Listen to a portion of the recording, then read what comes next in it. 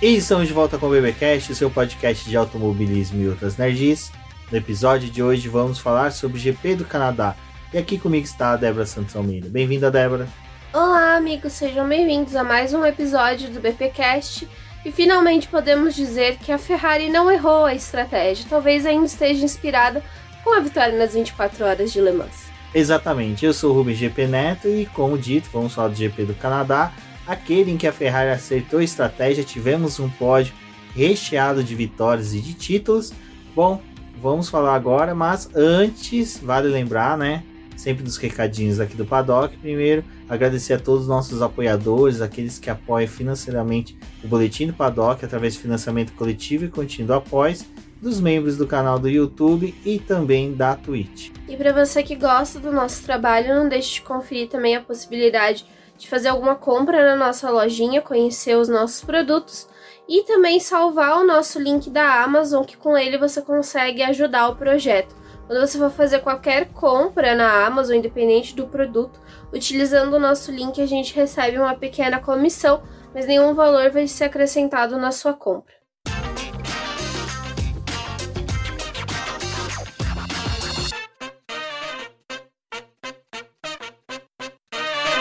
Bom, Débora, quando saiu a previsão do tempo para o final de semana do GP do Canadá, a gente comemorou, né? Porque possivelmente teríamos chuva ao longo do final de semana, com possibilidade até de chuva no domingo para a corrida. Porém, o que nós não prevíamos é que na sexta-feira, né, seria o caos o primeiro treino livre, porque não tivemos primeiro treino livre. Simplesmente o carro do Gasly apagou e também apagou a internet, rede de televisão, tudo ali em Montreal. Em Montreal não, né? No circuito de Montreal.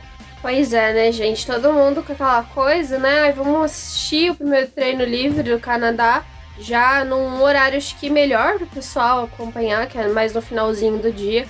Dá pra você matar aquele trabalho que você não quer fazer e assistir, né? Mas foi atrapalhado porque eles começaram a atividade e não tinha como verificar todas as câmeras do circuito. Então eles não estavam tendo acesso a todas as imagens de pista. E era uma situação muito preocupante, mas eles acharam que era a coisa que eles iam resolver, principalmente com a sessão rolando. Aí o Gasly teve problema no carro, deu a bandeira vermelha e aí ficou aquela coisa, né? Tipo, removeu o carro do Gasly muito rápido, mas a sessão não voltava. Demorou uns minutos aí para eles falarem o que estava acontecendo, mas eles tiveram uma hora antes da sessão começar um problema com a energia do autódromo e com isso eles já estavam com aquela dificuldade de não sabiam se as TVs iam conseguir entrar ao vivo para poder mostrar o primeiro treino livre, restabeleceram a energia, mas estavam com problema para poder gerenciar as câmeras do circuito. E aí tinha aquela coisa de tipo, nós temos o plano A e o plano B. O plano A não deu certo, foram pro B, conseguiram resolver, mas não resolveram no tempo que era esperado de 60 minutos. Então perdeu a sessão completamente. A única coisa que a gente tinha era algumas imagens dos pilotos ali. Eu acho que, assim, eu vi muita gente falando que foi uma tipo, muito vexatória pra Fórmula 1, né? E o que me pegou mais é porque, assim, esse ano eles comemoraram muito da questão de Mônaco, né? Que não era mais a emissora de Mônaco que estava transmitindo as imagens. Então eles estavam tipo, agora a gente tem mais controle do que estamos passando pro pessoal. Mas ainda assim tem algumas corridas que eles perderam imagens que eram importantes de disputas que estavam tendo na pista. E chegou agora no Canadá esse problema no primeiro treino livre. Tipo aquela coisa, ninguém testou as câmeras, né? Justo as câmeras de segurança. Você precisa para poder ter acesso, saber aonde os carros estão, se tem algum incidente, tomar alguma decisão, até mesmo se tem um acidente grave, você precisa das imagens, né? Acho que, assim, não esperava isso da Fórmula 1 acontecendo, ainda mais no Canadá. Exato, mas, né, teve carro na pista e quem liderou, Valtteri Bottas. Bottas acho que deu uma volta só, vou aqui ver como é que tá a situação, vou mandar um tchau para uns velhos fiscais de pistas, amigos meus. Liderou a etapa, né, o TL1, porém o Gasly, como eu falei, teve problemas e depois já no TL2 nosso querido Ocon também teve problemas. Uma coisa que chamou a atenção, porque assim, a Alpine também foi uma das equipes que levou a atualização para essa corrida, mas é um time que veio chamando atenção pro lado positivo nas últimas corridas que tivemos. Eles estavam tendo um desempenho melhor, conseguiram até superar a McLaren, mas a troco do que, né, essas atualizações estão vindo para o carro da Alpine? Se realmente isso beneficiou o time, ou se de alguma forma agora o equipamento também está cobrando por conta do avanço aerodinâmico que esse carro teve, mas as peças internas estão sofrendo. Então é algo que a gente pode observar. Mas a Alpine nos últimos anos é um time que tem vários problemas, né, Rubens? Aquela coisa que a gente sempre fala, né? Tipo, mudaram a cor, porque o carro agora é azul, não é mais a Renault amarela. Mas se você descascar o carro, a chaleira ainda tá lá. Famosa chaleira amarela, né? Assim, a Alpine teve problemas nos treinos livres, como a gente até comentou nos dois últimos episódios, Mônaco e da Espanha, em que eles tiveram bons resultados, mas era aquela coisa, né? Seria que custo, né? Eu acho que realmente a Alpine vai ser uma das equipes que deve pagar logo punições por troca de peças. Se eu não me engano, os dois pilotos, ou só o Gasly, já tá com os 4 componentes, porque esse ano também liberaram o uso de mais um componente do motor de algumas peças, né? Então, teoricamente, alguns times ficariam um pouco mais tranquilos pro restante do ano, mas ainda assim a gente deve ter algumas punições acontecendo, principalmente depois da volta das férias. Exato, e essa situação aí principalmente do Gasly é preocupante pro retorno das férias, porque é onde que realmente vai começar a chegar mais atualizações, e mais atualizações aerodinâmicas vão cobrar caro aí o desempenho dos motores. Bom, como a gente falou, né, a Alpine trouxe atualizações, outras equipes também trouxeram atualizações, né, Débora? Que foi crucial desses treinos, por mais que tenham sido com chuva, eles utilizaram para, né, testar essas novas peças. E acho que sexta-feira eles tiveram ainda um boizinho, né, porque acreditava que era só o primeiro treino livre que ia ser realizado em pista seca, e o segundo treino livre também a gente teve pista seca. Eles tentaram compensar a falta do primeiro treino livre com 90 minutos do TL2, então eles tiveram bastante tempo ali para poder fazer os testes, e a chuva mesmo só apareceu no final. Mas acho que o mais crucial dessa sexta-feira foi principalmente testar as atualizações que eles tinham levado para o Canadá. Me chamou a atenção que 9 dos 10 times levaram a atualização, só a Ferrari não levou. E era uma das equipes que falou que depois do grande pacote que eles instalaram ali em Barcelona, né? E na Emília-Romagna não, desculpa, em Mônaco, eles tinham atualização programadas para mais 2 ou 3 corridas, o que me fazia pensar que seria, tipo, Canadá, Austrália e Hungria, e aí, tipo, usa esse pacote para poder testar as últimas coisas na Bélgica antes das férias, mas não, a Ferrari não levou nada para essa pista.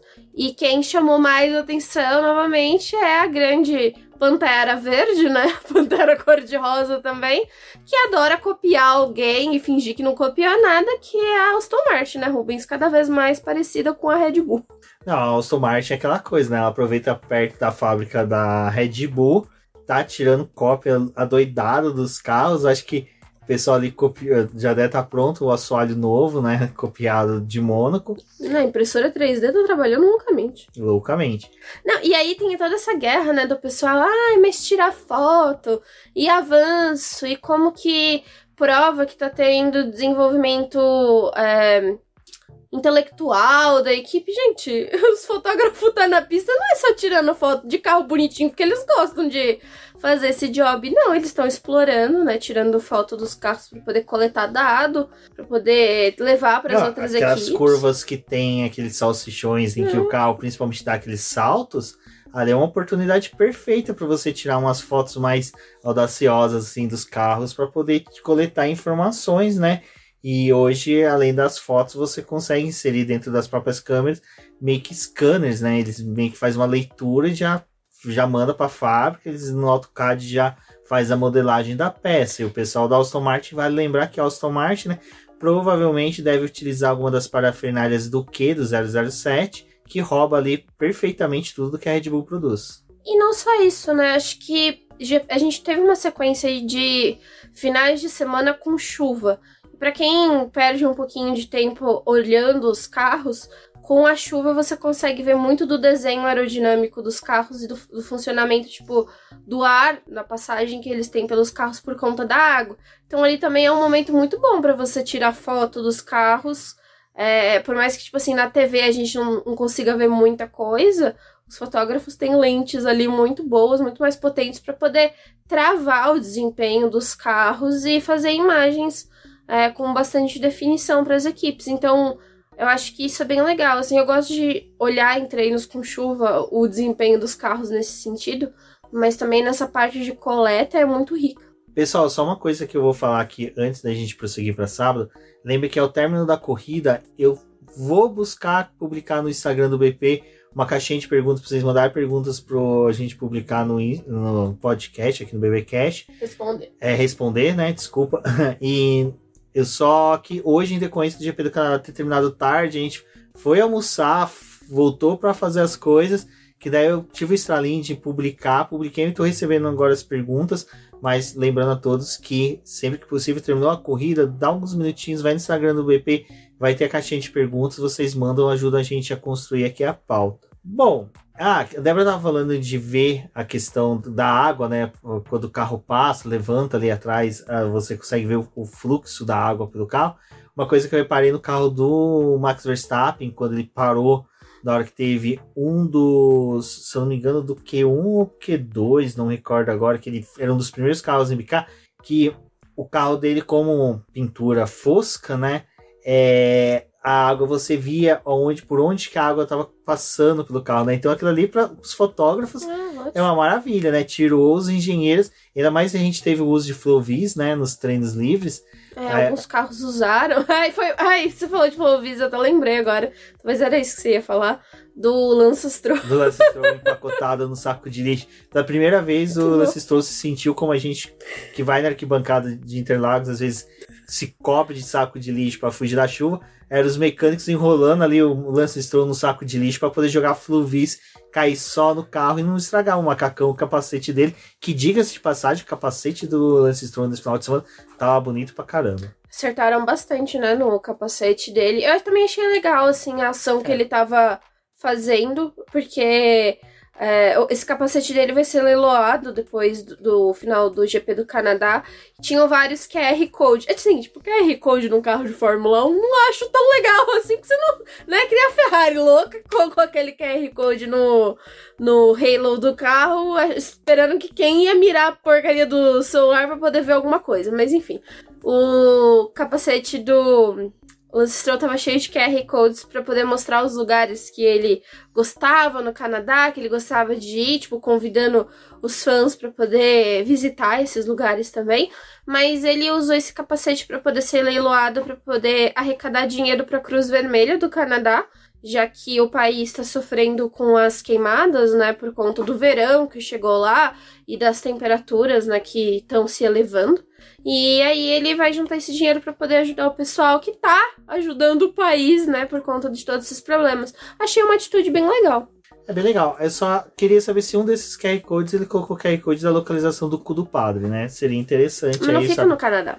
Mas ele já poderia ter visitado. Ir no Canadá. Então, quando ele estiver no Brasil, nós temos que levar o Lance Stroll para comer no cu do padre. Aí ele faça o capacete do Brasil. Os lugares favoritos do Brasil. No Brasil, né? Carnes que ele gosta de comer.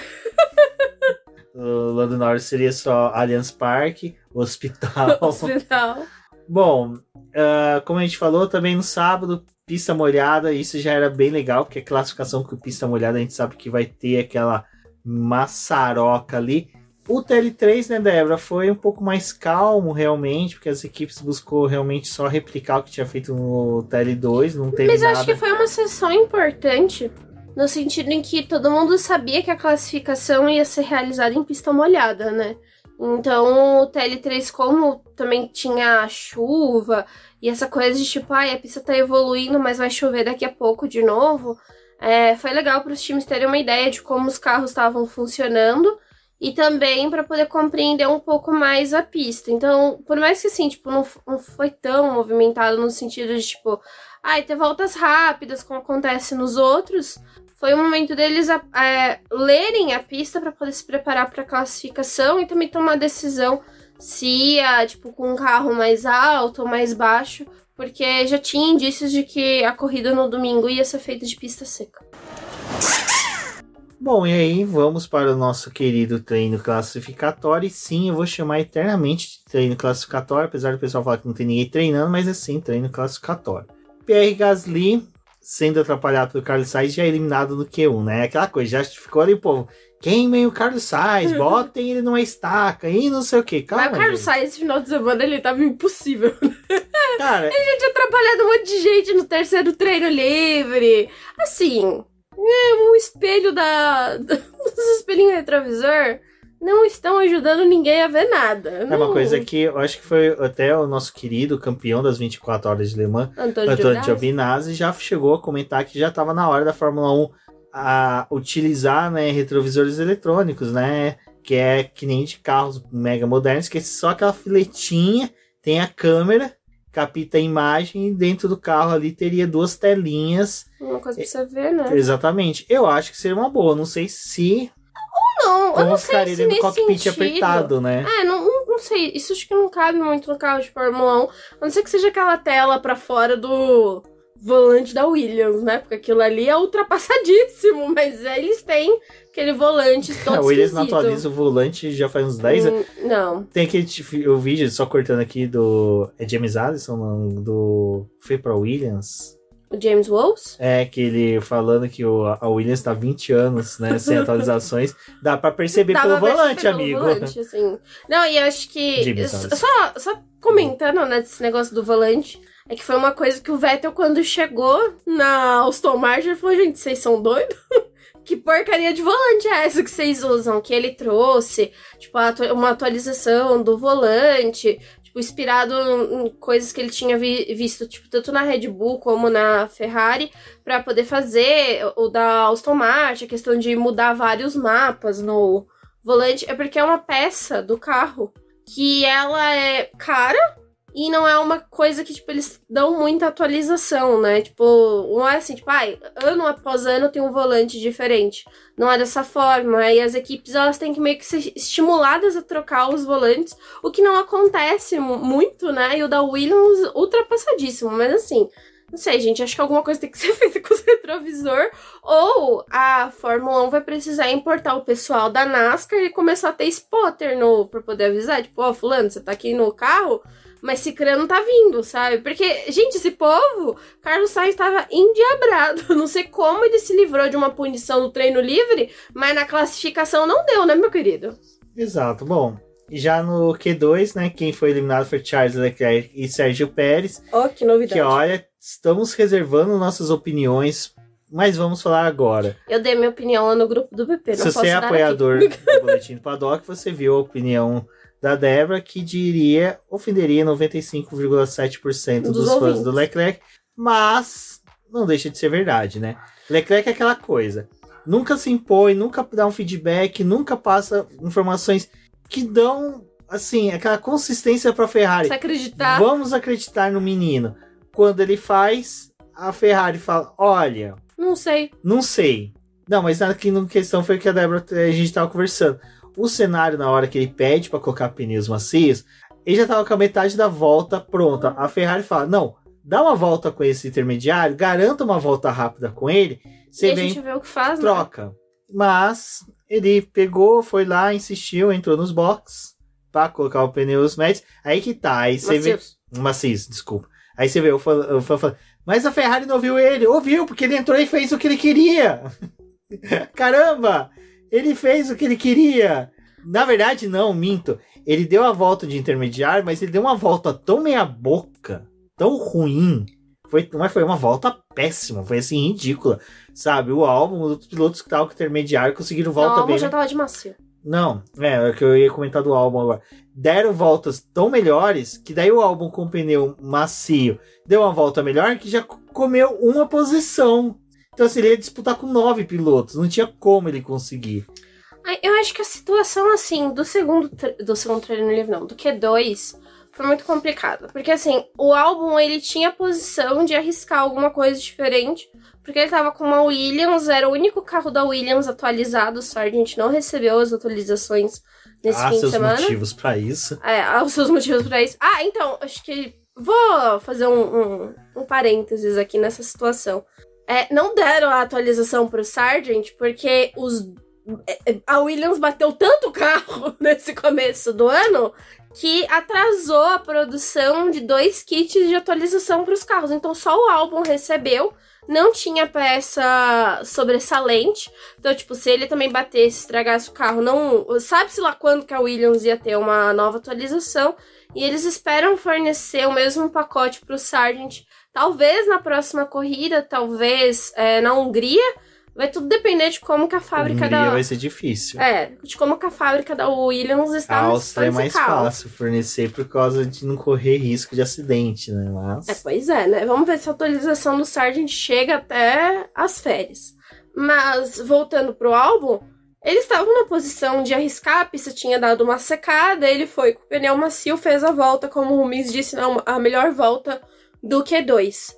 E na situação do Leclerc, tipo, é aquela coisa... Eles ficaram nesse embate, né? O Leclerc já tinha observado um trilho seco, queria colocar o pneu macio. A Ferrari falou, não, dê uma volta com o intermediário e depois a gente vê o que faz. Uma volta boa. Não foi o caso ali também.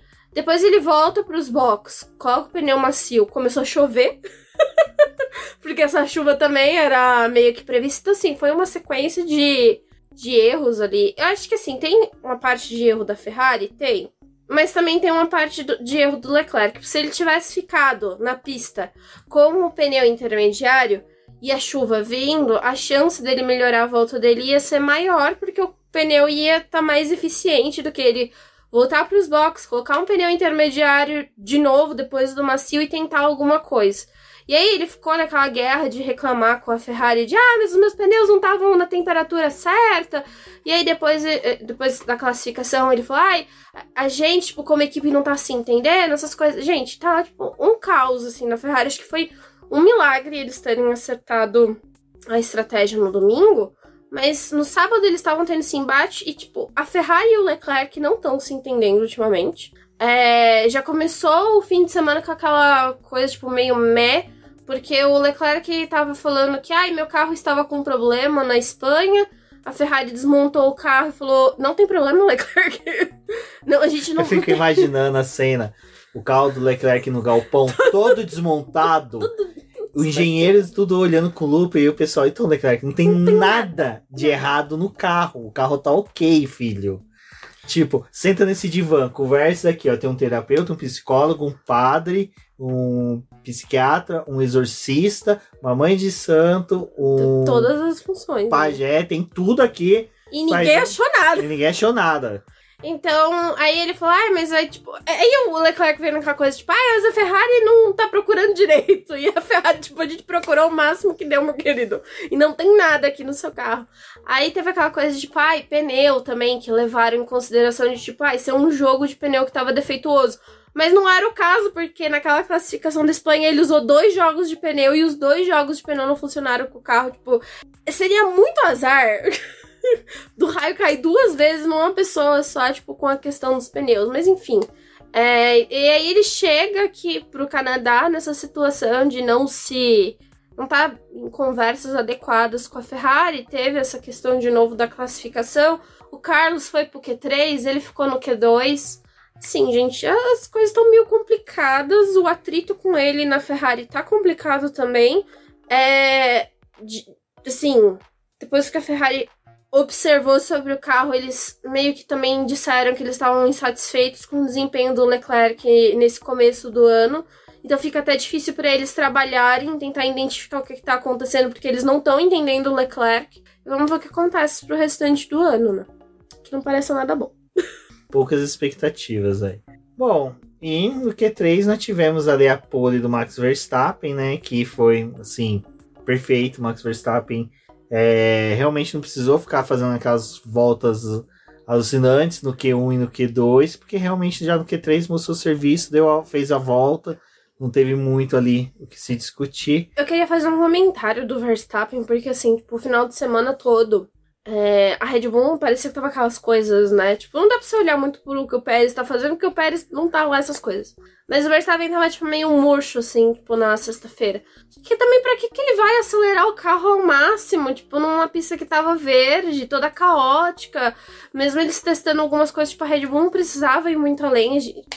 Barcelona já provou o quanto que a Red Bull tá na frente. Eles não precisam ficar se matando em treino livre. No terceiro treino livre, ele também, tipo, fez uma parte da sessão meio apagada e depois que ele foi liderar. E ele usou o carro no momento que precisava usar, né? Então, tipo, a gente viu ele cometendo poucos erros na pista. Tinha algumas horas que ele chacoalhava o carro, mas era pouca coisa. Só que eu vi um pessoal falando, tipo, parece que esse final de semana vai ser realmente o ideal pra uma Aston Martin, uma Ferrari fazer uma graça pra cima do Verstappen, porque parece que a pista e o carro não casaram. E, gente, é só questão de esperar, assim, 2 minutos. É chuva. É chuva, pra que ele vai arriscar, né? Não precisa disso. Bom, mas teve o acidente do Piastri, que o Piastri teve um final de semana muito bom, tava tendo até ali na classificação um final de semana muito bem. E nisso que até a gente tava comentando agora do Leclerc, pô, Piastri, Lando Norris e Lewis Hamilton, cara, eram 3 pilotos que estavam quase ficando no Q2, e conseguiram ali nos últimos minutos dar um salto, coisa que o Leclerc não conseguiu. Então é por isso que realmente a situação do Leclerc fica muito preocupante. O Hülkenberg, né, também fez uma senhora numa classificação. O Hülkenberg, assim, parece que em classificação, né, ele, tipo, o Benner fica loucaço, fica mega raivoso e consegue fazer boas classificações. Os cenários que a Haas aproveita, né, de pista molhada, coisas adversas que funcionam, eles fizeram uma boa classificação. Exato, e a gente ainda teve no Q3 a boa performance da McLaren, que realmente, cara, a McLaren parece que em volta lançada tá muito boa. Já tivemos, né, lá o P3 do Lando Norris na Espanha, tivemos agora os 2 pilotos no top 10. Na Espanha também, né, eles estavam com os 2 carros no P3. Mas só que daí parece que a McLaren faz um pit stop, o carro cai de rendimento, qualquer composto que eles trocam, assim, parece que realmente dá aquela mexida. Depois a gente comenta um pouco da corrida, mas da McLaren na classificação foi isso, e o Albon que realmente, né, lá vou eu ter que falar bem do Albon, né, que brilhou mesmo na classificação. O Albon, cara, ele é um piloto que quando ele, parece que ele acorda bem, né, ele parece que toma um café da manhã, ele acorda bem e fala, não, hoje vai ser o meu dia, hoje eu vou brilhar. Esse final de semana ele tava bem interessante, assim, ele e o Bottas foram 2 pilotos interessantes de observar durante o fim de semana. O Bottas foi lamentável não ter conseguido fazer uma classificação melhor, tendo em vista que, tipo, o Leclerc, o Pérez abandonaram. O carro da Alfa tava aparecendo muitos problemas, tava problemático esse final de semana. Mas o Bottas, ele tava num desempenho muito bom, né? Tipo, ficando ali no top 10, fazendo umas voltinhas interessantes, aproveitando a pista que tava secando em alguns momentos.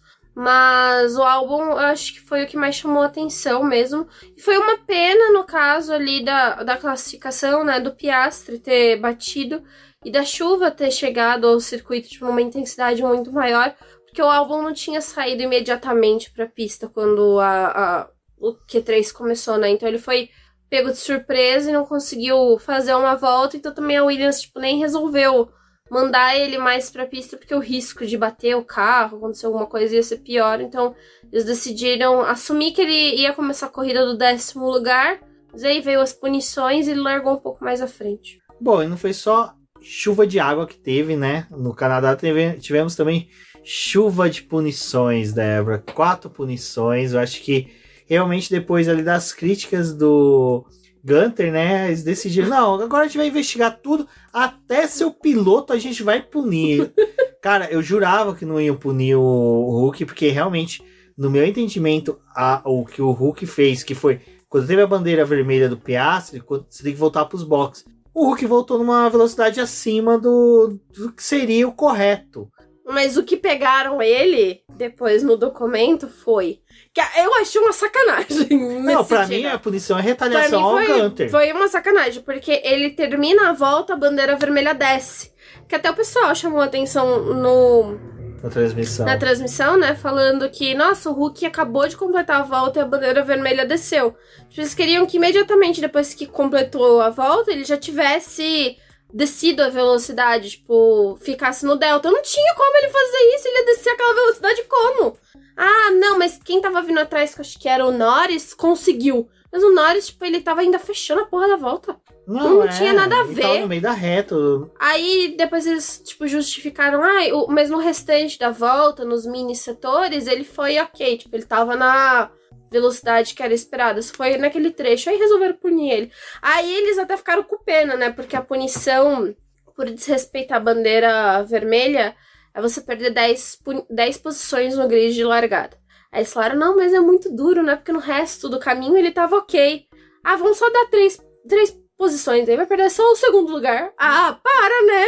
Não, até numa conversa com o Sérgio Milani no outro grupo lá, ele falou, cara, eu acho que vai ser só multa, porque não foi, assim, grande coisa, observando o que ele fez, assim, mas, enfim, né, é retaliação. Pra mim foi, o pessoal tá puto com o Gunter. Agora acho que eles vão punir tudo mesmo. Agora vamos punir, porque estão reclamando, então vamos punir. Então, vamos punir. Então, o Carlos Sainz foi por causa daquilo que a gente conversou, né, que o Carlos Sainz tava meio assim, chegando aqui, ó, antes dessa chicane do Mundo dos Campeões, vou mudar aqui, vou tweetar, vou fazer qualquer coisa. Teve ele e o Tsunoda naquele... Ele, o Stroll também, enfim. E todos tiveram perda de 3 posições para atrapalhar os outros competidores, né? Então... a gente falou do Sainz, mas só para deixar claro, o Stroll também foi punido e o Tsunoda. E a punição dos dois, tipo, foi assim, no final da noite de sábado, todo mundo cagou por essas 2 punições, né? Lembraram delas hoje de manhã. Bom, Débora, e domingo de sol, como diria Mamonas Assassinas, né? Foi começo de corrida, assim, bem movimentado. Cara, Canadá é um espetáculo. Eu adoro esse circuito. É uma das pistas que aquelas memórias afetivas de criança, de ter assistido corrida. Canadá é uma das casas que estão bem fixa, porque como era no horário da tarde, né? E, tipo, eu tinha a sensação sempre de assistir, já ter almoçado, sentado na frente da TV e, sabe, tá mais tranquilo, dormiu o que tinha que dormir, fez o que tinha que fazer e curtir a corrida.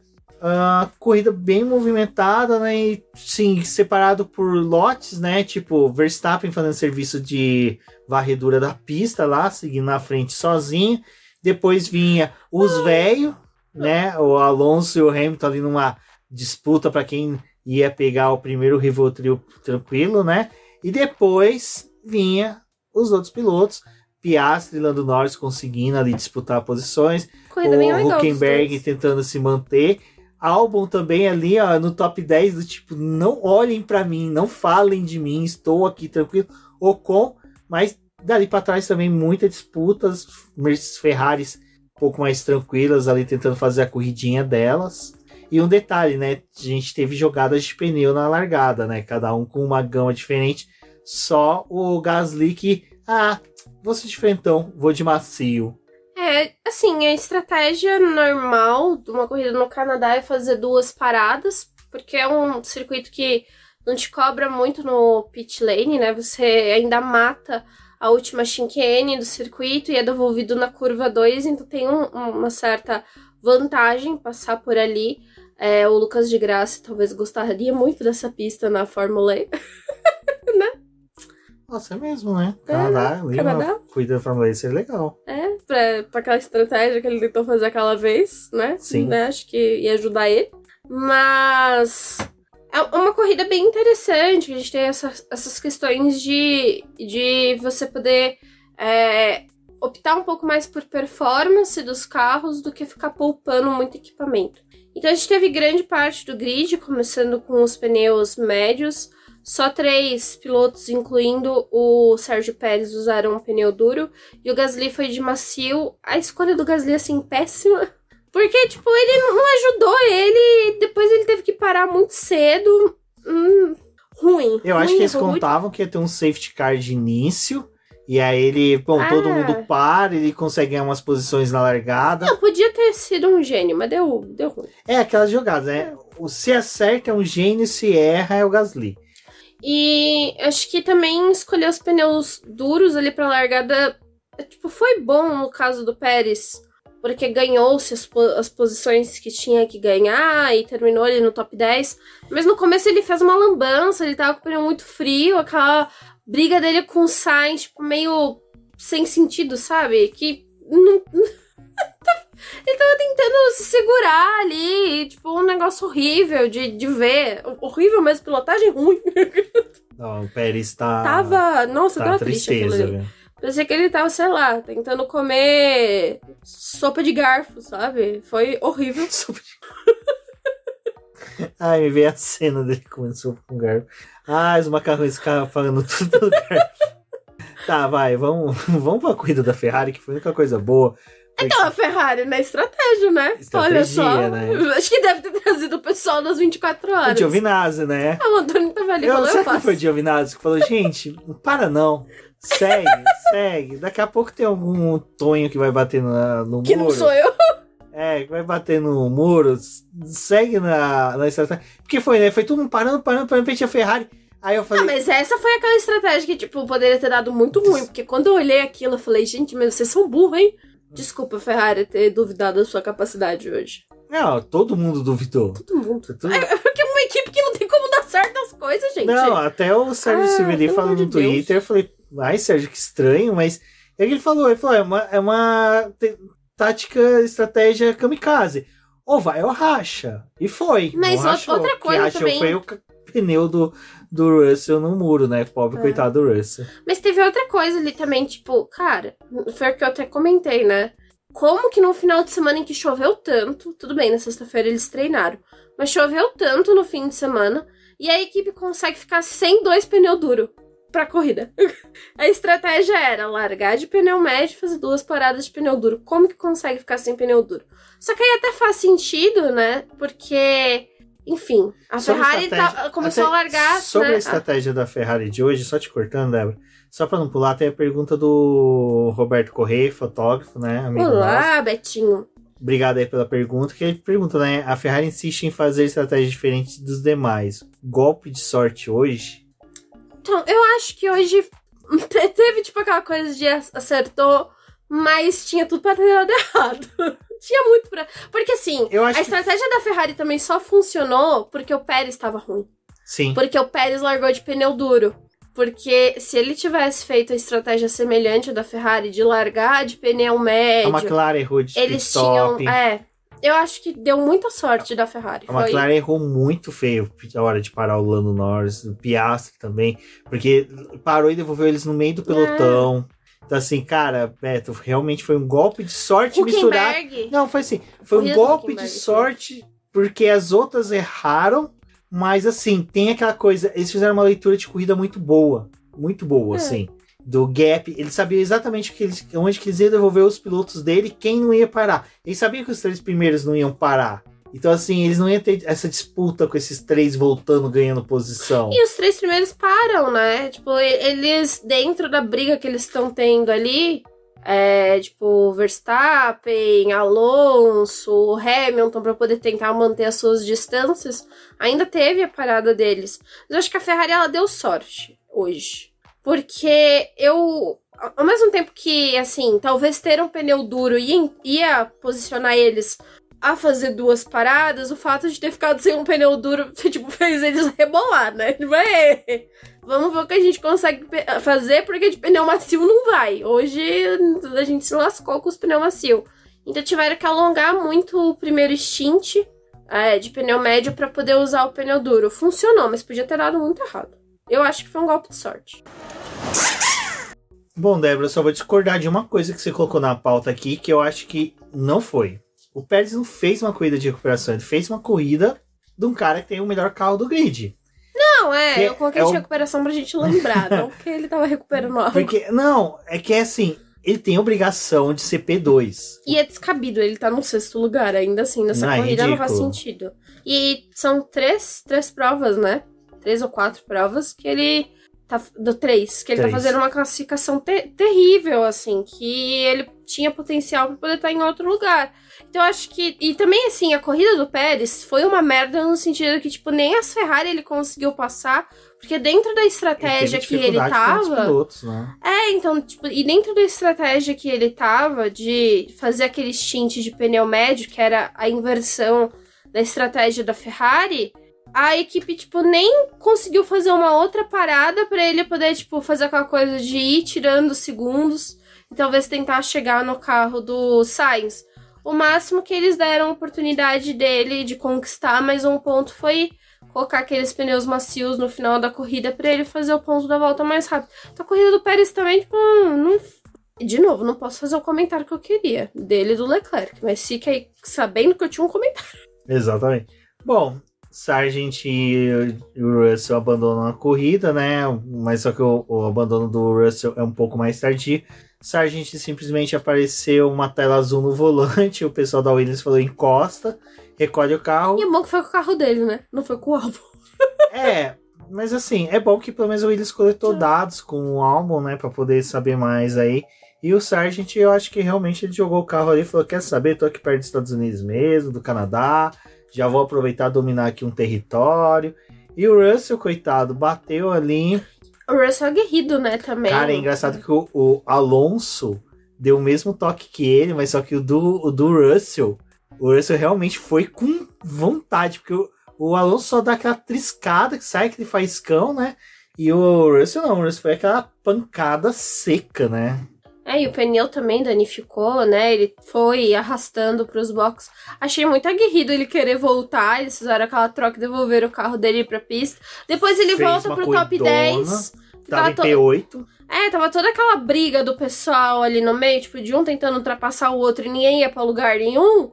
Que ele tinha chance de pontuar e uma pena. Só uma coisa, a gente sempre brinca, fala algumas coisas do Sérgio Maurício, mas um dos melhores apelidos que ele colocou em alguma coisa na Fórmula 1 foi de caveirão, o carro do Russell. Porque naquela parte de floresta ali, não é floresta, né? Do parque, que tem as árvores, o carro do Russell ficava muito escuro. E realmente parecia o caveirão ali da polícia do Rio de Janeiro, né? Então só um adendo aí que o Sérgio Maurício mandou muito bem. Pena que o Russell abandonou. Eu fiquei na bad, porque eu até tava falando pra ele, acho que eu vou voltar no piloto do dia pro Russell, porque, o cara voltou na PQP, porque assim, na hora que o safety car saiu, cara, ele tava no hairpin, não, ele não tava nem chegando no hairpin, mais ou menos, ele tava muito distante na hora que o safety car saiu, ele foi ganhando posição, fazendo ultrapassagens, cozinhando ali o pessoal galo. Também tava trocando os pneus e tava naquela briga, né, interminável ali do final do pelotão, então, tipo, tem aquela hora que o Sargent abandona e fica atrás, tipo, tá atrás dele, mas o Russell tava fazendo uma corrida bem legal, assim, de realmente se recuperar, né? Ele quase pontuou. Não sei se ele ia ter carro pra poder se manter na pontuação até o final, mas que o desempenho dele, mesmo depois da pancada, tava bom, tava. Exato. Bom, e aí a gente chega no Hulk, né, que, coitado, acabou não ficando no top 10. A Haas é um carro, cara, muito rápido, mas engraçado. O rápido dele parece que é só em algumas disputas em determinado momento. É um carro que oscila muito durante a corrida, né? Eles realmente têm algumas janelas de desempenho, acho que de pneu e temperatura, que eles vão muito bem. De repente, do nada, tem um apagão. Então é uma pena mesmo. Acho que seria muito legal ter essa Haas rápida para poder ter disputa na pista. É um carro que também tem a dificuldade de pontuar, né? Porque não consegue fazer uma corrida muito linear para poder ficar entre os 10. Então o Hulk também não salvou ponto. O Magnussen também teve aquela disputa com o De Vries. Que, meu Deus do céu! De Vries, segura que a gente vai ter uma pergunta para responder sobre isso. Então, a gente poderia falar sobre isso, porque eu também gostaria de aproveitar um ponto.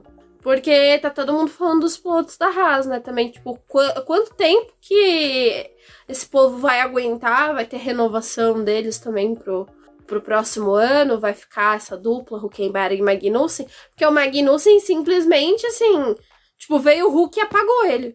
Deu um apagão no Magnussen. Bom, mas vamos primeiro de McLaren, que daí a gente já passa para essa questão. Tem a pergunta do nosso querido Rafael Fernandes, que, diga-se de passagem, Rafão, sua filha é linda, ficou maravilhosa com o macacão Da Mercedes. Da Mercedes. Ficou Nova sensacional. pilotinha Alice. E parabéns. E obrigado pela pergunta. E quem pergunta, né? McLaren precisa do que para pontuar melhor? Olha, precisa de 2 bons carros. Precisa de um carro melhor para os pilotos. Porque a gente até comentou ali na parte da classificação. Classifica muito bem. Classifica excepcionalmente bem. Sabe? Piastri, sim, cara na chuva. Correndo muito bem. Aquele incidente ali dele foi, infelizmente, algo de... Ele nunca tinha corrido, salvo engano, no Canadá. No Canadá não, porque a Fórmula 2 não vai pra lá. Então, primeira vez numa pista. É uma pista dificílima. Por isso que eu falo que eu gosto muito dela. Então, eu vou falar minha opinião. Até como McLaren, eu acho que realmente é a McLaren melhorar nos upgrades. Minutos antes aqui de a gente fechar a pauta e começar a gravação, eu vi um tweet da escuderia Milani, do Sérgio Milani, em que ele retweeta um post da McLaren e comenta sobre isso, que a McLaren vai trazer uma atualização pesada para os 2 carros para a Áustria. Então, assim, a Áustria é uma pista muito boa para você atualizar, porque é difícil você ter acidentes que o carro tem uma perda grande, salvo o Lewis Hamilton um tempo atrás que bateu feio. Mas, de resto, cara, eu tô otimista para essas atualizações. Acho que a McLaren, realmente, aquelas demissões ali que o Zac Brown fez, deu uma mexida na equipe. Vamos ver. E essa é a minha opinião. Acho que realmente a gente só entregar um carro que atenda a velocidade dos pilotos, que os 2 pilotos estão correndo muito bem, próximos, que é uma coisa que a gente precisava na McLaren, ter os 2 pilotos próximos para desenvolver o carro, que antes a gente tinha que salvar um piloto e não desenvolver para o outro porque estava salvando o outro. Então, eu acho que a situação da McLaren é um pouco delicada, assim, no sentido que ainda é difícil de entender o que está acontecendo no carro. Eles fizeram aí 2 boas classificações, foi importante fazer isso em Barcelona, porque é uma das pistas que mais mostra a questão do carro, mas eles não têm ritmo de corrida. Também tem a questão dos pneus, que a própria McLaren, assim, como a Ferrari, parece que não entende o desempenho dos pneus no carro, então eles têm janelas boas e janelas muito ruins. Mas eu acho que eu concordo com o Rubens, assim, as atualizações que já veio pro carro deu uma mexida um pouco, assim, no desempenho, mostrando um pouco mais da McLaren e dos pilotos. Então eu acho que talvez no próximo pacote, conseguindo desbloquear mais coisas do carro, eles vão render. Mas eu achei interessante, o desempenho dos 2, a corrida deles estava bem legal, pena que não conseguiram salvar nenhum ponto. O Piastri é um piloto que me chama muita atenção, por mais que, algumas pessoas ainda, critiquem ele, mas talvez porque não acompanharam muito do desempenho dele na base. Eu acho que ele foi aquele foguetinho que subiu muito rápido, que eles tinham um planejamento de, ele ter um pouco mais de tempo na base. Mas ele é um piloto muito bom. Quando ele pega a manha, as coisas começam a funcionar. E a classificação dele ali, por mais que ele tenha batido no Q3, ele tava andando muito bem. Eu fiquei boba, mandei uma mensagem pra Denise na sexta-feira, que quando a chuva começou a cair, ele tava de pneu slick. Aí, você vê a pista toda molhada e ele segurando o carro da McLaren, nem tremeu, com o pneu de slick na chuva. Eu achei muito legal aquela imagem dele no final do segundo treino livre. Acho que é um piloto que tem muito potencial. O Norris, eu acho ele muito rápido. Acho que ele tá se desenvolvendo. Tenho, elogios pro que o Norris vem fazendo. Só precisam de um carro bom pra gente poder ter um desempenho melhor da McLaren. Bom, Débora, você queria falar? Vamos falar, né? Os pilotos da Haas. Cara, eu vou ser sincero, eu há muito tempo já tô falando que a Haas... Eu sempre vi equipes mais abaixo do grid com equipes celeiras de bons pilotos. E a Haas é uma que, cara, por mais que o Mick Schumacher tenha sido um piloto problemático, de bater muito, ter tido gerado prejuízo, eu acho que a substituição deles deveriam ter seguido o mesmo caminho. Um piloto jovem, um piloto... Tudo bem, o Hülkenberg tá entregando pra caramba, mas eu duvido que ali na base eles não teriam tido chance de trazer um piloto jovem, ou até mesmo buscado algum outro piloto que estava ali orbitando uma das outras equipes para poder suprir essa vaga. Então, a Haas, ela é uma equipe que a gente não consegue entender, né? Porque ela, ao mesmo tempo que metralha, os pilotos ficam com os mesmos competidores, trouxe o Magnussen de novo, Pegou o Hülkenberg, que já era um piloto que tava um tempo fora do grid, assim, tipo, só servindo de tapa-buraco. E tá aí, e eu acho que é um time que, cara, não dá pra entender o que eles querem. Tipo, eles querem um piloto com experiência, mas é um time que poderia se valer de, sei lá, ter algum outro jovem piloto pra poder fazer, tipo, o processo de treinar e ter alguém que fosse mais duradouro, já que eles gostam de, tipo, contratos, assim, tipo, por mais que eles renovem praticamente anual, né, eles poderiam ter alguém com mais tempo de caso se dessem a oportunidade de treinar alguém, não fazem isso. Mas vamos ver aí que eles vão decidir, né, pro próximo ano. O Magnussen também tá na corda bamba, assim, no sentido que, tipo, tá muito complicado o desempenho dele. Tem umas coisas que ele faz que tem uma diferença muito grande do que o Hulk tá apresentando. Mas aí também é uma equipe que parece que pisa e daqui a pouco vai ficar com o Magnussen, sei lá, mais 15 anos. Exato. O Magnussen vai passar a vaga dele pra Laurinha. Pelo menos pra filha, né? Pelo menos pra filha. Bom, eu queria que o Magnussen fosse fazer par com o pai dele em Le Mans, seria muito legal. Vai com Deus. Os Magnussen, né? Lembrando que o Ian Magnussen também bateu nas 24 horas de Le Mans. Tá muito bom. Bom, e tem o De Vries, que daí a gente tem, né, a pergunta do nosso querido Casola, Eduardo Casola Filho, né, nosso colunista aqui do Boletim de Paddock, que cobre as categorias americanas, né, sempre com posts aí da Indy, da NASCAR. Bom, se o De Vries termina a temporada pela AlphaTauri. Nossa, o De Vries, meu Deus. Cara, pior que eu vou ser sincero, a corrida do De Vries não tava tão ruim. Ali eu achei muita crueldade até do Magnussen. Eu acho que o Magnussen, por ser um piloto mais experiente, tinha que ter sabido lidar mais com aquela situação do que o De Vries. Mas eu acho que a minha questão é que não é uma corrida, né? O De Vries, ele tá sendo o desastre que ele foi depois que ele conquistou o título da Fórmula E. Tipo, é esse piloto aí que tá tendo vários erros. E aí, tipo, eu acho que as pessoas ficam até um pouco com dó, às vezes, de falar dele. Ao mesmo tempo que, cara, ele é um piloto experiente, sabe? Tipo, a gente esperava mais do De Vries do que ele tá entregando. Tô tomando uma surra do Tsunoda, né? Que era um piloto que a gente não esperava tá fazendo o que tá fazendo essa temporada. E o Tsunoda eu esperava um pouco mais, assim, dele, por causa do tempo que ele tá.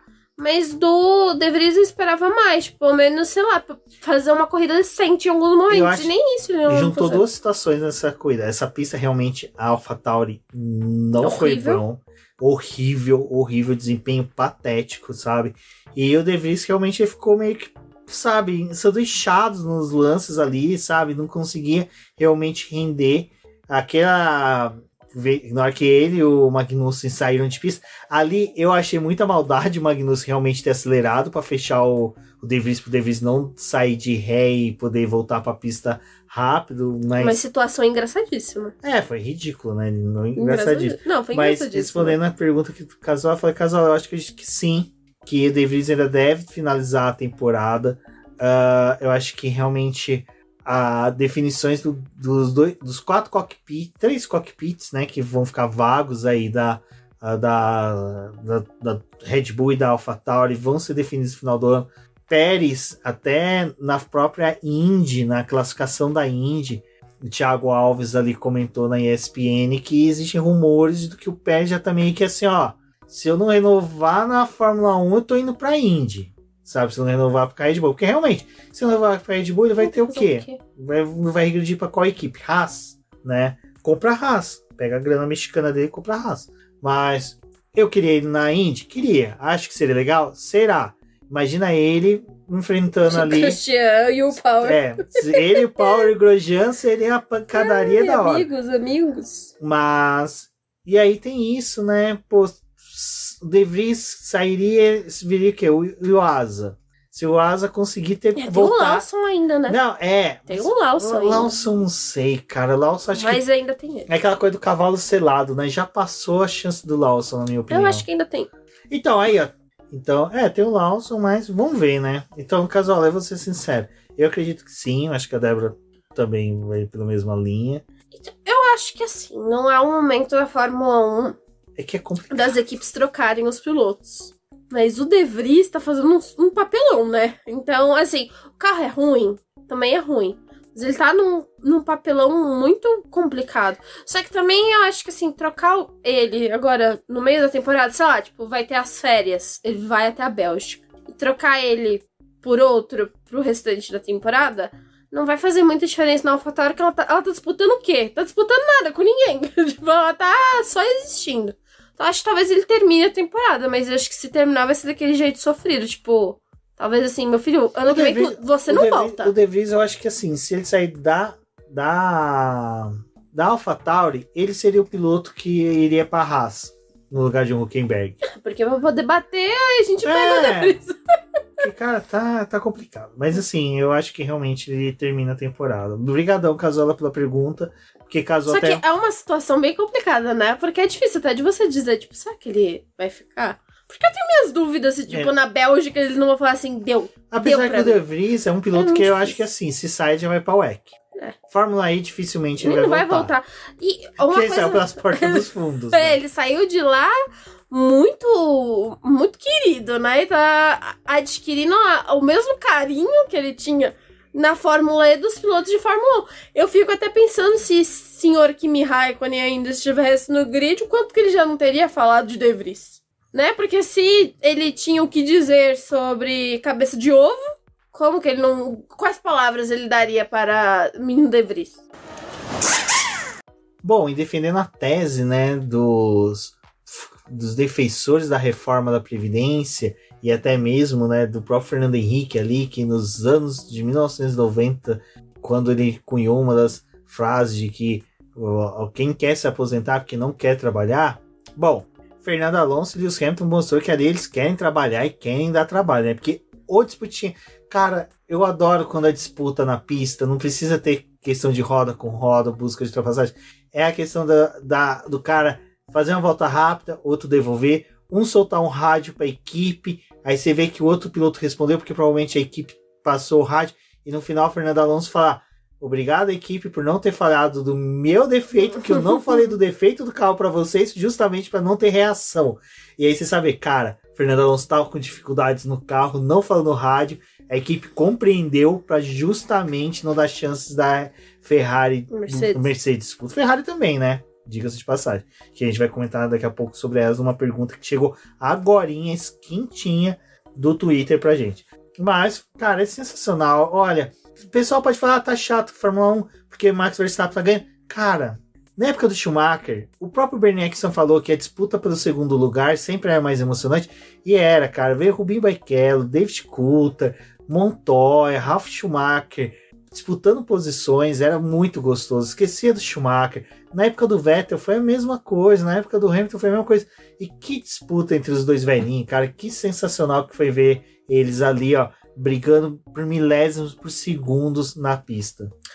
Eu acho que assim, a gente teve aquela disputa da liderança, do segundo lugar. A liderança, porque a Fórmula Verstappen. Da liderança do segundo lugar, na questão de que tipo, teve a largada e o Hamilton passou o Alonso. E depois, tipo, teve aquela coisa do Alonso tentar recuperar a posição. Então a briga entre eles estava bem interessante. Teve aquele duelo dos dois no pit lane, no safety car, que também o Alonso ficou, mas se eu não tivesse feito isso, a gente ia bater. E aí até o Toto Wolff nos box fazendo o gesto do Alonso no carro, muito bom. E o Alonso sabe, né? Você joga pros comissários. Se eles abraçar, abraçou. E esse final de semana que eles estão querendo punir conseguiu tudo, com o Gasly na corrida passada e falou, vai que eu consigo nessa. E já que os comissários estavam dispostos a punir todo mundo no sábado, vai que no domingo eles também estavam desta forma, né? Então vale a pena... Ver de novo. Fazer uma gracinha dessa. Quase. Só que acho que, tipo, a disputa dos dois foi bem legal. O Hamilton não conseguiu ficar com o segundo lugar. Foi o Alonso mesmo que ficou. Mas a briga entre eles acho que é o que tá chamando a atenção, assim. E é aquela coisa, né? Também é o duelo Aston Martin Mercedes. Porque, em teoria, também era pro Russell estar nessa briga se ele não tivesse obliterado o carro dele. Mas... ainda assim, a Aston Martin é aquele carro que, tipo, é um homem só, né? Porque o Alonso tá de novo... mais uma corrida que ele foi pro pódio. Nossa. E o Stroll, tipo, tava brigando com o Bottas pra poder pontuar. O Stroll achou ritmo no quarto final da corrida. Só no final. No quarto final da corrida, o Stroll começou a pegar ritmo do próximo ao das Ferrari. Foi impressionante, é uma lástima, assim. Tem uma disparidade muito grande entre os companheiros de equipe, e o Alonso tá lutando sozinho. Então... Cara, é isso que eu falo. Eu não desejo mal a ninguém, mas eu queria só um GP pra testar o Drogovic no lugar do Stroll. Sabe? Porque ia ser aquela coisa, ou ia consagrar o Drogovic ou ia queimar a carreira dele. Mas assim, também não tinha muito o que queimar, né? E o parâmetro de comparação dele seria Lance Stroll. Mas eu queria muito um Drogovic, Fernando Alonso. Né? Mas e outra coisa também que eu passei o final de semana reparando, assim, eu tava até falando pro Rubens, é a forma como o Stroll ainda tá guiando o carro, que é um jeito muito estranho. Tipo, seco, né? A mão dele no volante, tipo, ele parece que não firma realmente a mão do volante em algumas curvas. Parece que ele ainda, tipo, empurra só com um dedo, tipo, como se ele só tivesse força no dedão, tipo, o resto da mão não se comporta muito bem com o volante. Sei lá, o jeito que ele também tá guiando o carro é muito esquisito, assim, tipo, não é algo normal, sei lá, tipo, pra um piloto que depois de um acidente talvez estivesse 100% recuperado. Então parece que ele não se recuperou ainda. Mas ainda assim, acho que ele não estaria andando perto de Alonso se estivesse 100%. Porque a disparidade dos dois em questão de carreira e desempenho de pista é muito grande. Mas esperava um desempenho um pouco melhor do Stroll, assim, tipo, em várias corridas esse ano, que não foi o que aconteceu. Mas, gente, sensacional ver o Alonso e o Hamilton brigando. Já era legal quando eles se encontravam e o Alonso tava naquele carro da Alpine bosta, que às vezes rolava uma corrida ou outra que eles conseguiam, tipo, se topar ali. Mas... Cara, adoro a briga dos velhinhos. Eu não lembro que corrida que foi dele com a McLaren. Eu não me recordo, acho que não sei se foi Bahrein ou se foi Abu Dhabi, alguma coisa assim, que o Alonso dificultou pro Hamilton, mas dificultou, que assim, cara, foi uma das coisas mais bonitas que se teve na Fórmula 1, assim, cara, eu fecho o olho, eu lembro, eu acho que foi Bahrein mesmo, ali naquela, o Silverstone, agora não me recordo, cara, mas assim, foi uma coisa muito louca. E é muito legal quando o Alonso ele quer ser casca grossa, ele é e numa fineza assim, educação na pista, né? Vamos acentuar bem. Bom, e como eu falei, né, chegou uma pergunta aqui quentíssima pra gente. Antes de fechar o podcast, eu vou ver se não tem mais nenhuma pergunta. Que foi, primeiro de tudo, obrigado, até se tornou seguidora do BP, veio do retweet do Scuderia Milani, que retweetou nosso pedido de pessoal para mudar perguntas, e eu adorei a sua arroba, obrigado por se tornar seguidor, que é respeite a Aretha, e aí a foto é da Aretha Franklin, porque assim, eu sou um fã de carteirinha da Aretha Franklin, eu sou muito fã mesmo, do tipo cara que tem CDs, tem álbuns dela, escuta no Spotify sempre, e para mim é uma das maiores cantoras que já existiu no mundo, então muito obrigado. Bom, a pergunta vem primeiro um enunciado, pergunta típica de Enem, né? Uhum. Vamos lá. Acompanhando mais detalhadamente a volta de Alonso, Hamilton, Leclerc e Sainz, lembrando que essa foi a sequência até mesmo do segundo, terceiro, quarto e quinto, após a última troca de pneus estavam bem parelhas. Estranhei a Ferrari manter o ritmo que vinha perdendo em outras provas. Vocês veem este equilíbrio para as próximas corridas? Obrigada pela pergunta, mas eu acho que sim, eu acho que essa é a disputa que a gente vai ter nas próximas corridas, porque o ritmo de atualização da Mercedes, da Aston Martin, da Ferrari tá bem semelhante. A Ferrari fez uma mudança boa no carro. A Ferrari sim. Acertou nas atualizações, né? Acertou nas atualizações, mas ela ainda é uma equipe muito complicada de gente entender a disputa dela, porque a briga é realmente com esse pessoal. Mas o problema é a questão estratégica, é a forma como eles acabam gerindo a corrida. Então eu acho que, assim, naturalmente a briga seria essa. Mas não consigo confiar na Ferrari muito em algumas corridas aí que estão por vir, no sentido deles realmente fazerem cagada em questão de estratégia. Só que, em ordem, assim, eu acho que é realmente isso. Aston Martin e Mercedes muito próximas, assim, numa briga muito mais intensa, e a Ferrari participando disso. O conjunto de atualizações funcionou, acho que as equipes estão conseguindo duelar entre elas, E acho que também é isso que vai acabar movendo e movimentando o restante do grid, assim, né? No sentido que, tipo, é a briga que tá rolando, apesar de nos pontos ser muito difícil de sentir, porque a Ferrari já perdeu muito no começo desse ano. Exatamente. E, Débora, eu vou um pouco mais além, que eu incluiria, e peço até licença aqui pro @respeiteareta, de que eu acrescentaria que vai ter o equilíbrio entre esses 4 pilotos citados, Alonso, Hamilton, Leclerc e Sainz. Acrescentaria o Russell e vou um pouco mais além. Esses 5 pilotos vão fazer com que Sérgio Pérez não seja nem o terceiro do campeonato. Ele não vai conseguir nem ser o terceiro. Provavelmente o terceiro vai ficar entre Hamilton e Russell, com mais chance de ser Hamilton, mas vai ser, no final do campeonato, Verstappen, Alonso e Hamilton. Eu fui pra esse lado das equipes, mas é o que o Rubens tá citando, né? Porque o Pérez é muito difícil ver ele numa briga linear com o pessoal. Já são 3 corridas que ele tá bem ruim. Foi uma das coisas que o próprio Christian Horner destacou na fala dele da classificação. Que ele diz assim, em Mônaco, tipo, o que aconteceu com o Pérez não era fácil de recuperar porque é Mônaco, é uma pista de difícil ultrapassagem. Aqui, na questão do Canadá, ele, tipo, meio que tinha obrigação de se recuperar na corrida, porque eles estavam numa pista que possibilita ultrapassagem. Só que o Pérez, ele é um piloto muito falho, e apesar dessa lista a gente ter o Leclerc, eu ainda acho ele um piloto muito falho para algumas coisas que vão acontecer ao longo do ano. Não sei se ele vai estar tão intrínseco nessa disputa, mas acho que vai ter um duelo, assim, tipo, Carlos Sainz, Russell, Fernando Alonso e o Hamilton. É que eu vou pôr numa hipótese, numa corrida de recuperação que venha lá de trás, Alonso, Hamilton e Pérez chegaria no final com chance de pódio. Alonso, Hamilton, Pérez teria dificuldade de passar McLarens, Alpines, eu tenho que parar com isso, e as Ferraris. Eu acho que assim, o Pérez, a gente vai se tocar o que é o Pérez na Fórmula 1 de que tomar uma surra dos 3, os 2 da Ferrari, mais o Russell para ultrapassar, porque assim, você apanhar de ultrapassar do Hamilton e do Alonso, cara, são 2 monstros sagrados da Fórmula 1 que estão no meu top 10 de maiores pilotos de todos os tempos da Fórmula 1. Agora, você tem dificuldade com o carro que você tem para ultrapassar as 2 Ferraris, Russell, cara, gente, e a situação da Ferrari é aquela coisa de você tá chutando bicho morto, né? Porque, tipo, a Ferrari...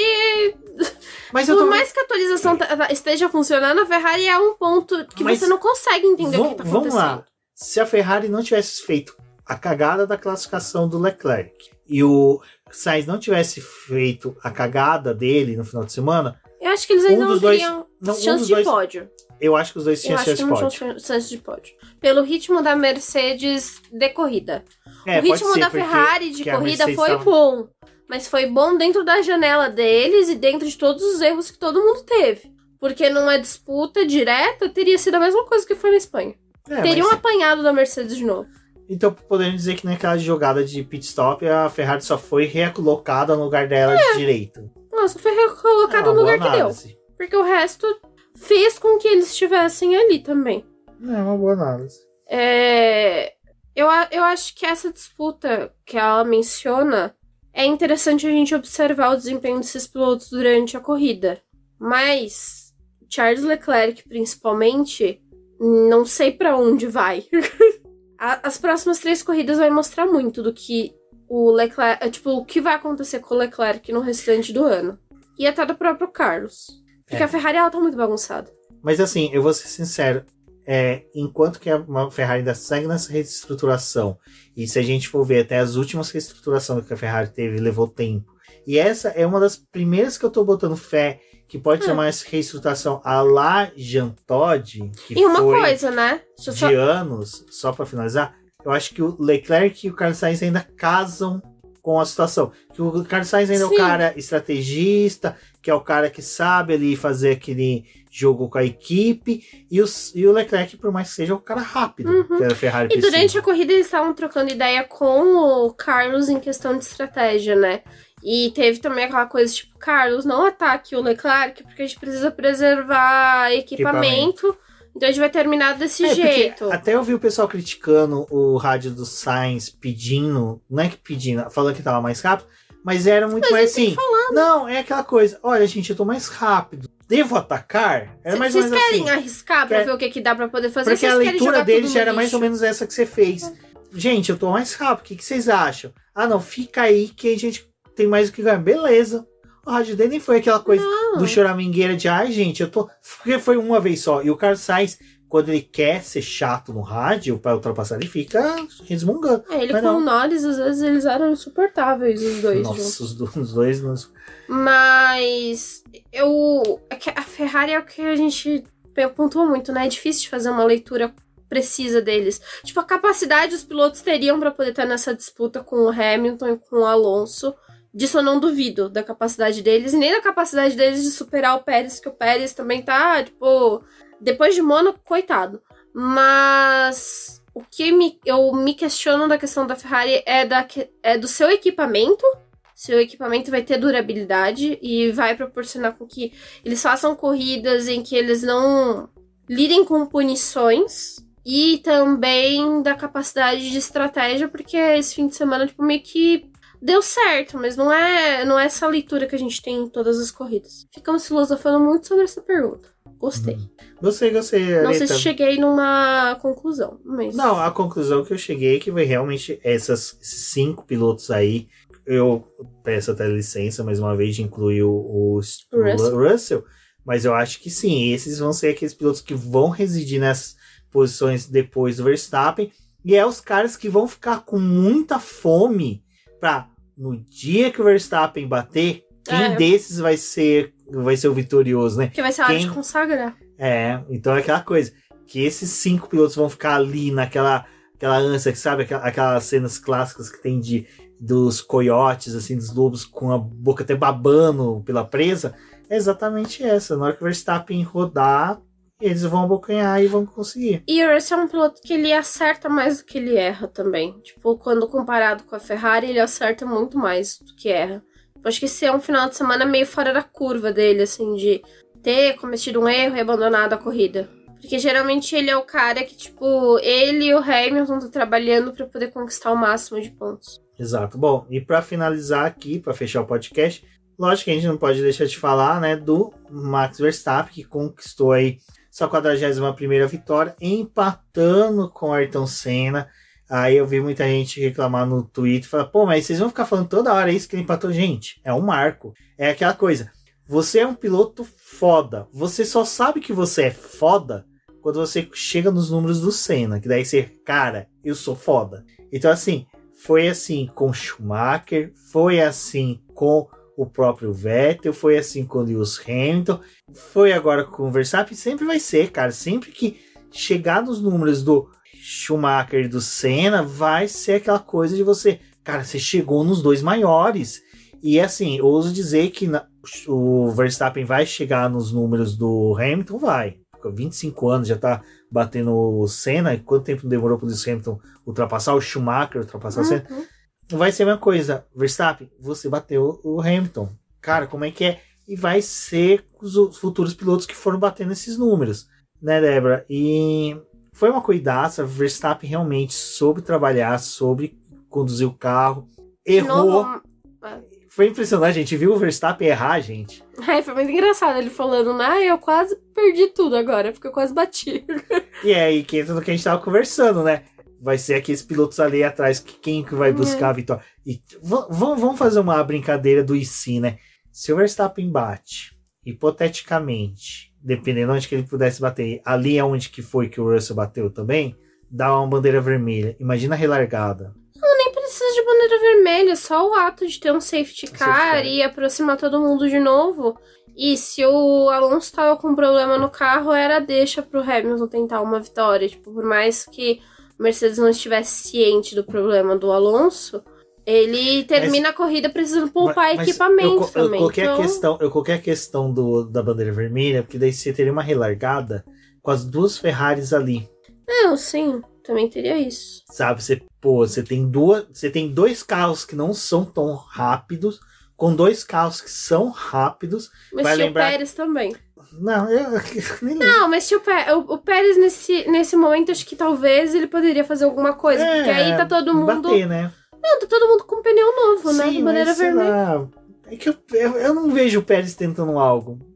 Talvez ele ia pra cima das Ferraris, tipo, uma bandeira vermelha. Por isso que eu acho que a bandeira amarela, um safety car, era mais plausível de alguma coisa. Então, mas isso é que é legal. E obrigado, viu, a participação de vocês. Inclui bastante com a nossa pauta.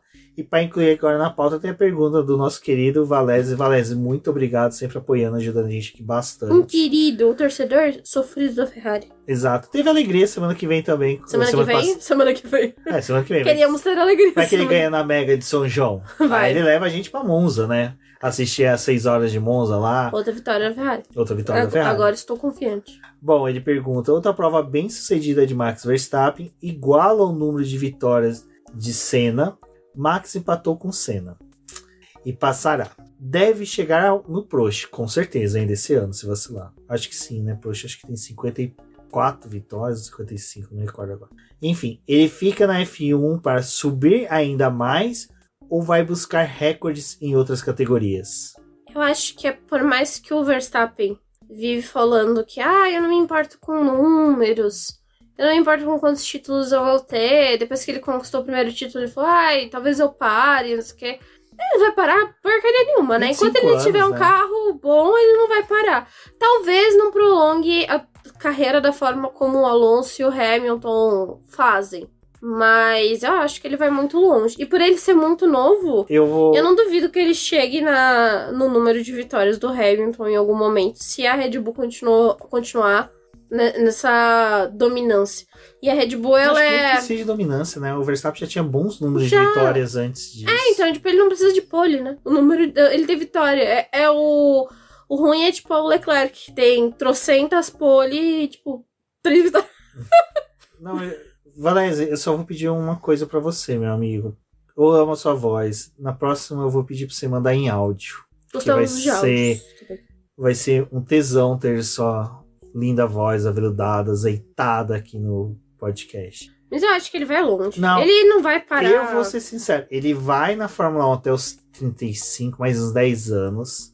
Se ele chegar ali e realmente já estiver naquela fase de declínio na Fórmula 1, eu vou colocar aqui uma coisa, eu quero que vocês me cobrem daqui 10, 12 anos. Eu acho que o Verstappen vai ser o próximo piloto a ter tríplice coroa.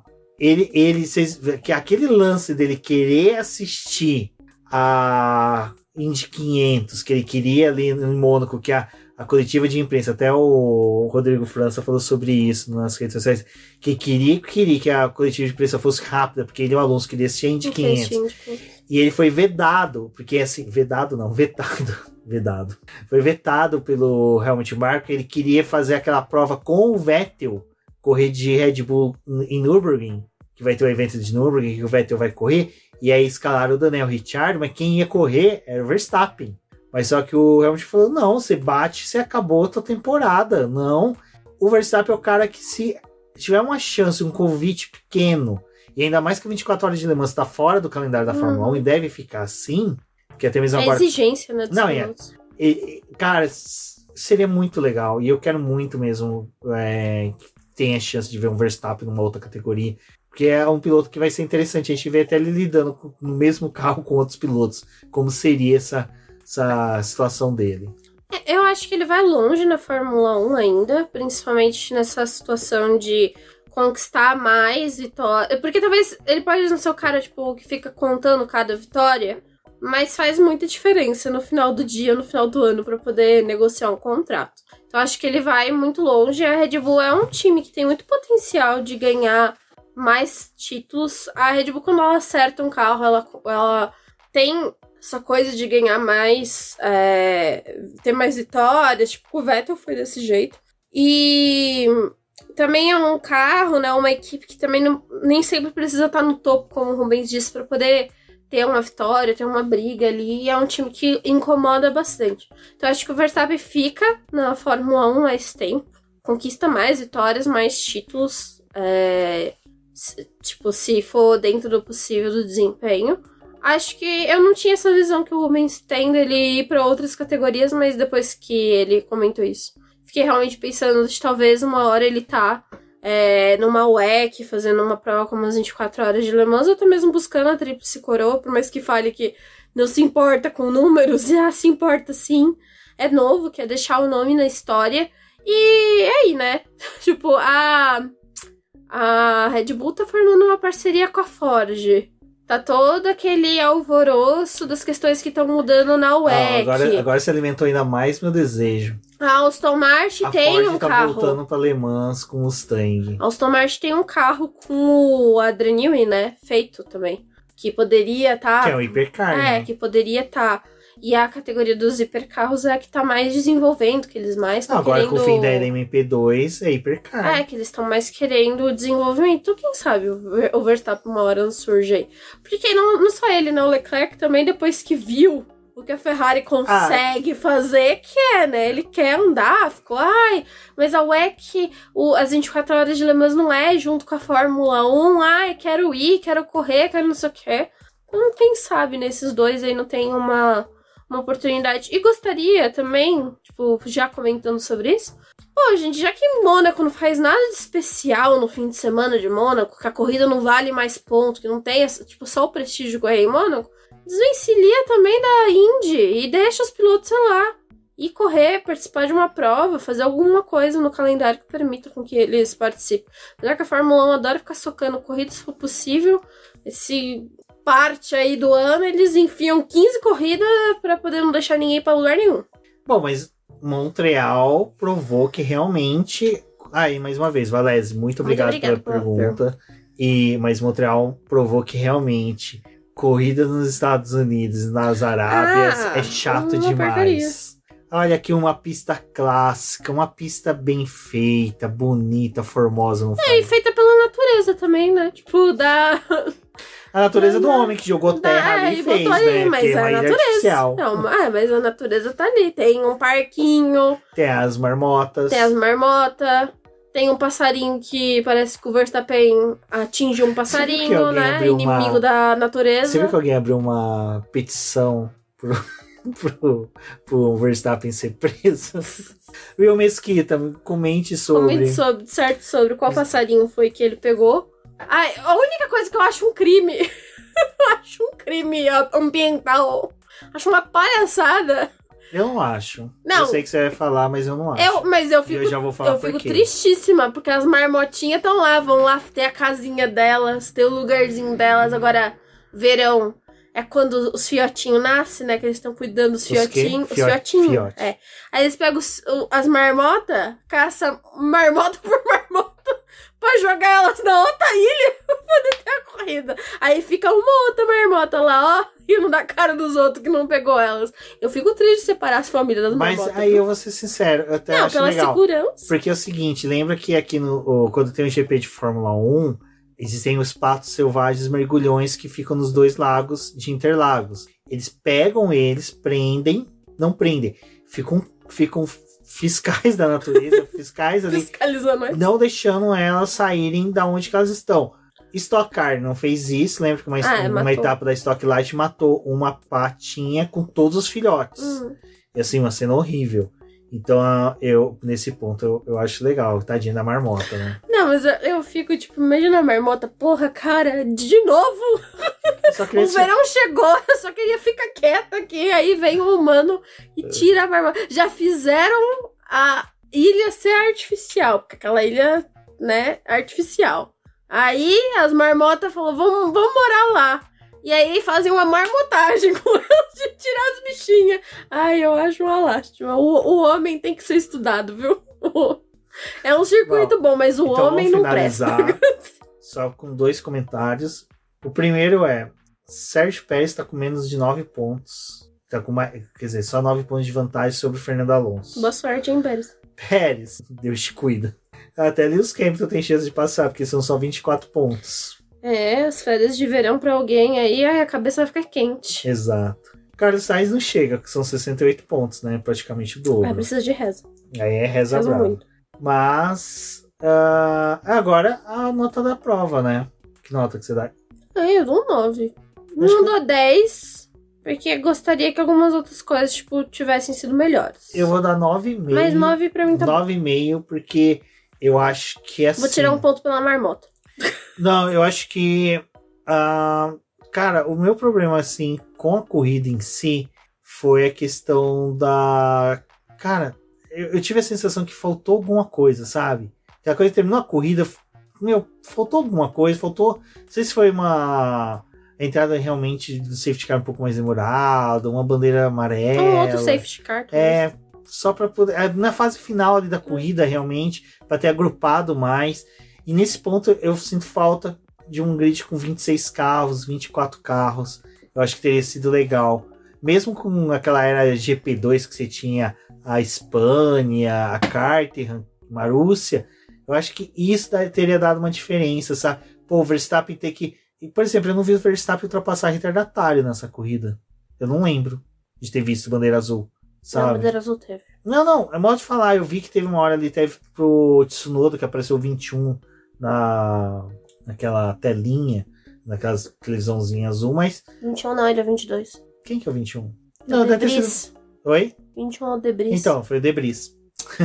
Então, enfim, eu acho que realmente faltou isso, sabe? Que realmente ficar um pouco mais agrupado. Mas foi uma excelente corrida. Eu acho que foi uma corrida muito boa. Talvez pelas duas paradas mascarem um pouco as disputas em si, porque ele está trocando mais vezes. Então o pessoal é devolvido em tráfego, essas coisas. Mas foi uma corrida agitada. Talvez o resultado da prova em si não demonstre o quanto a corrida foi agitada. Mas eu acho que é uma corrida que vale um 9 pela prova que o Albon fez. O Albon foi um grande destaque na corrida. Ele salvou esse 7º lugar assim, de uma forma brilhante. Ele teve um duelo muito bom com o Ocon, que a gente também não mencionou, né, no podcast, mas teve um duelo ali muito acirrado com o Ocon. Ele foi até o final defendendo a posição. Tinha o Norris ali também naquela briga. O Norris foi punido, então terminou fora da zona de pontuação. A Alpine pontuou de novo, mas acho que essa briga também foi arrastada até o final. O Stroll surgindo ali na última volta para poder ultrapassar o coitado do Bottas, tá? Tentando defender o 9º lugar a todo custo. Também foi engraçadíssimo isso. Acho que é uma corrida que merece um 9 pelas coisas que foram acontecendo, pelas disputas que teve, pelas falhas também, tipo, da Haas, que não conseguiu pontuar, da própria McLaren. É uma corrida que trouxe muita coisa para você pensar, assim, nos próximos dias de coisas que poderiam ter acontecido ou não nessa corrida, e da ideia que isso dá para as últimas provas que tem antes das férias. Eu também acho que quando terminou foi aquela coisa de tipo, poderia ter algo a mais, porque algumas coisas que aconteceram parecem até um pouco artificiais por essas disputas, né, que teve. Mas acho que foi uma corrida muito boa. E foi legal ver o Alonso voltar pro pódio de novo, porque essa disputa que é a que a gente tá analisando, olhando pro restante do ano, então é importante que eles, de alguma forma, consigam manter ela viva, né? Exato, pessoal. Bom, agradecer a todos que ouviram até aqui. Muito obrigado. Compartilhem, ouviu o BBcast, compartilhem nas redes sociais e fiquem atentos na próxima corrida. Terminando a corrida, já vou me prontificar, prometo, a publicar a caixinha de perguntas. Também jogo ela no Twitter, no grupo de apoiadores do Boletim do Paddock. Então, responda lá, acompanhe nossas postagens. Eu sou o BGP Neto, agradeço a todos, um forte abraço e até a próxima. Até a próxima.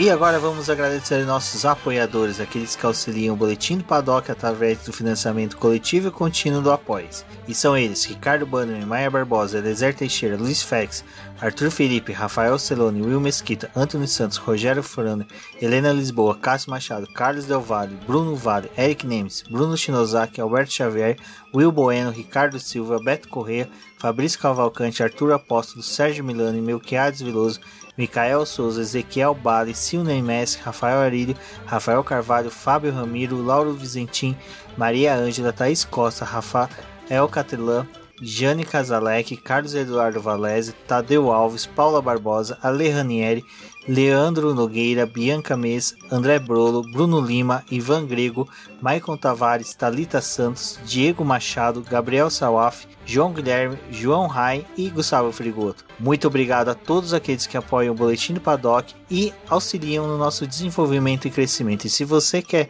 apoiar também o Boletim do Paddock, entre em contato com a gente através dos nossos perfis oficiais ou acesse o link apoia-se.com/Boletim do Paddock e lá você terá as opções de apoio ao Boletim do Paddock. Um forte abraço e obrigado. Isso é tudo, pessoal.